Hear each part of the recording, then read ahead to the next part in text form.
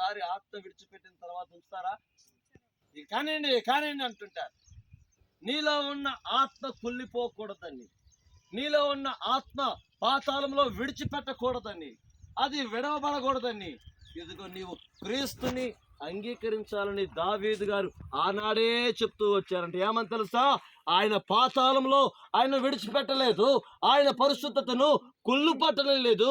ఆయన ఆహ్వానించుకున్న వారందరూ కూడా వారి వారి పాతాళంలో విడిచిపెట్టబడతారా? చెప్పాలి. దేవునికి స్తోత్రం. యేసయ్యను ఆహ్వానించిన వారు, యేసయ్యను నమ్ముకున్న వారు, ఎల్లప్పుడూ ప్రభుని చూచువారు, వారు పాతాళంలోకి విడిచిపెట్టబడరు, వారి పరిశుద్ధతను కుళ్ళు పట్టనివ్వరు.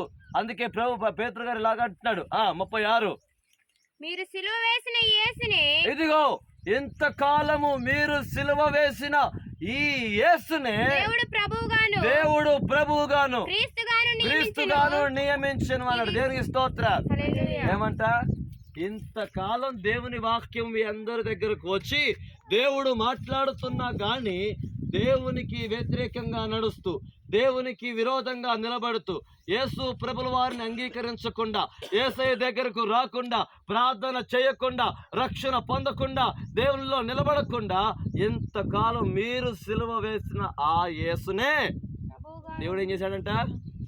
ప్రభువుగా నియమించాడంట. దేవునికి వ్యతిరేకంగా మాట్లాడి, అపవిత్రత పనులు చేసి, జారత్వమును కలిగి, లోక మర్యాదను అనుసరించి, లోకమును వెంబడిస్తూ యేసు ప్రభుని ఇంతకాలం మనం సిలువ వేస్తాం. చేయకూడని పనులు చేసి సిలువ వేస్తాం. అనరాని మాటలతో దేవుడిని సిలువ వేస్తాం. ఆ యేసునే ఈ రోజున దేవుడు ప్రభుగా నియమించాడు. వెంటనే ఆ మాటలు విన్నటువంటి అక్కడ ఉన్నటువంటి ప్రజలందరి హృదయాలకు ఏం కలిగిందో తెలుసా? చదవాలి. వారు ఈ మాట విని హృదయంలో ఏం జరిగిందంట? నొచ్చుకుంది. ఎందుకు నొచ్చుకుంది? వారు చేసినటువంటి ప్రతి అపవిత్రత జ్ఞాపకం వచ్చింది, వారు చేసిన ప్రతి పాపము జ్ఞాపకం వచ్చింది, వారు చేసిన ప్రతి పని జ్ఞాపకం వచ్చింది. అయ్యో, నేను యేసయ్యను ఇంతకాలం సిలువ వేసేనా? నేను వెళ్ళకూడని మార్గంలో వెళ్ళి యేసయ్యను సిలువ వేసేనా? అనకూడని మాటలు మాట్లాడి యేసయ్యను సిలువ వేసేనా అని వారి హృదయములు నొచ్చుకున్నాయనంట. అందులో మర్మం గమనించారు. వెంటనే వాళ్ళు అడుగుతున్నారు, హృదయము నొచ్చుకోగానే ఇప్పుడు పేతురు గారి దగ్గరకు వచ్చేలా, అయ్యా, ఇంతకాలం మేము చేయరాని తప్పులు చేశాం, అనరాని మాటలు మాట్లాడాం, వెళ్ళని నడవకూడనటువంటి మార్గం నడిచాం, అపహాసకులు కూర్చున్న చోట కూర్చున్నాం, దుష్టుల మార్గమును నడిచాం, ఇదిగో ఆ పాపులు నడిచే మార్గమును మేము వెళ్ళాం. ఈరోజు లోకం మర్యాదను అనుసరించి ఉన్నాం. ఇదిగో ఇప్పుడు మేమేమి చేయాలి? ఏం చేయాలంట? వాళ్ళు అడుగుతున్నారు, పెదనాన్న మీరు అడిగినట్లుగా ఇప్పుడు మేమేమి చేయాలని అడుగుతున్నారు. మరి ఏం చేయాలి? మారు మనసు పొంది పాప క్షమాపణ నిమిత్తము ప్రతి వాడు యేసుక్రీస్తు నామములో ఏం పొందాలి? బాప్తిస్మం పొందాలి. అప్పుడు మీరు పరిశుద్ధాత్మని వరమును పొందుదురు. మొదట మీలో మారు మనసు రావాలి. బాప్టిజానికి ముందు కొన్ని ప్రక్రియలు ఉంటాయి. వెంటనే బాప్టిజం ఇవ్వడం కుదరదు. మొదట నీ మనసు మారాలి, ఆలోచన మారాలి, చూపు మారాలి, ప్రవర్తన మారాలి. ప్రభు దగ్గర సమస్తమును సరిచేయబడాలి, ఒప్పుకోవాలి. అన్నీ ఒప్పుకున్న తర్వాత ఆఖరి ఘట్టం ఏంటిది? బాప్టిజం. నువ్వు బాప్టిజానికి రెడీ అయ్యావు, ఇప్పుడు నువ్వు బాప్టిజానికి సిద్ధమయ్యావు. ఈ బాప్టిజం ఎందుకో తెలుసా?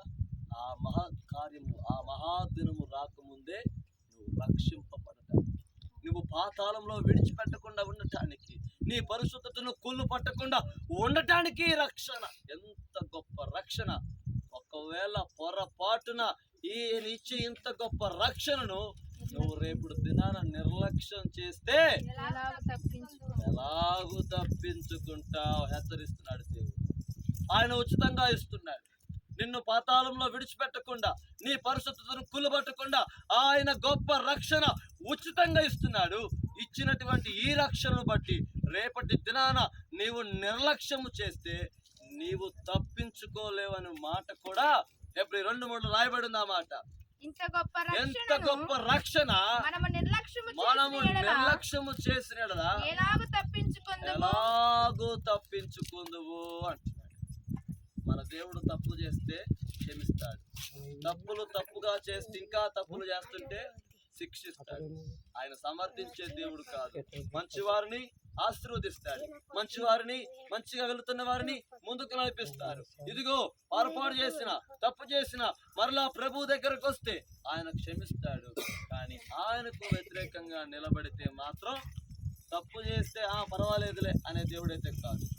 ఆయన పిల్లలు, మీ పిల్లలు ఎలాగైతే నా పిల్లలు మంచిగా ఉండాలి, నా పిల్లలు క్రమశిక్షణలో ఉండాలి, నా పిల్లలు నేను చెప్పినట్టే వినాలి, అలాగైతే మీరు బాగుపడతారు. నీ ఆలోచన నీకెంత ఉంటుందో, నిన్ను కన్నటువంటి, నన్ను అందరినీ కన్నటువంటి ఆ కన్న తండ్రికి మనము కూడా సరైనటువంటి క్రమంలో ఉండాలనేదే ఆయన యొక్క ఉద్దేశం. నా పిల్లలు నాకు నచ్చినట్లుగా ఉండాలి. ఎలా ఉండాలి? యేసయ్యకు నచ్చినట్లుగా ఉండాలి. కాబట్టి ఆయన తప్పు చేస్తే ఒప్పుకోడు. ఒకవేళ నీ దగ్గర క్షమాపణ, ఇదిగో మారు మనసు పొందిన తర్వాత ఆయన దగ్గర అయానం పొరపాటు అయింది, ఇక ఎన్నడూ దాని జోలికి వెళ్ళని ఒప్పుకుంటే మాత్రం క్షమించగలనండి గొప్ప దేవుడు. కాబట్టి ఎంత గొప్ప రక్షణ నీకు ఉచితంగా ఇస్తున్నాడు. రేపటి దినాన ఇదిగో ఆయన ఆశీర్వదిస్తున్నాడు. అలాగనే ఈ రక్షణను మీరు నిర్లక్ష్యం చేస్తే తప్పించుకోలేరు. 2 విషయాలు జ్ఞాపకం చేస్తారు. ఈ రక్షణ బట్టి మీరు పరలోక రాజ్యానికి వెళ్తారు, పాతాళంలో విడిచిపెట్టబడరు, మీ పరిశుద్ధ కుళ్ళు పట్టనివ్వడు.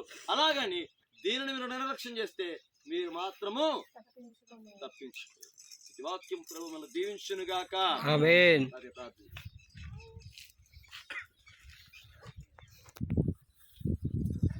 తండ్రి, కుమార, పరిశుద్ధాత్మ దేవ, ఇది నీ సొంత బిడ్డలుగా ఏర్పరచుకొని ఉన్నావు. ఈ బిడ్డలని నీ ద్వారాగా నీ సాధనంలో ఉంచుకొని ఆది అంతం వరకు నీవే కాపాడమని తండ్రి, ఈ కార్యక్రమాలన్నింటిలో కూడా సమసేసి వారి దుష్ట ఉదయం దుష్ట మనసును మార్చి పరిశుద్ధాత్మ శక్తిని నింపి ఈ చెప్పిన వాక్య ప్రకారముగా శరీరము కుళ్ళు పట్టదు, ఆత్మకి సాగులేదని ఈ వాక్యం తెలుస్తుంది. అటువలే దేవుని రాజ్యంలో వారసులుగా ఉండాలని నువ్వు ఎందుకు చేసుకున్నావు. ఈ పిల్లలని తండ్రి, కుమార, పరిశుద్ధాత్మ దేవుని నామను బట్టి ప్రార్థించి బాప్టిజం తీసుకోవడానికి సిద్ధంగా ఉన్నారు కనుక వారు కుటుంబం వర్ధిల్లి ఫలించుగాక. ఆమేన్. బాబులు ఇగో బైబిల్ పట్టుకో.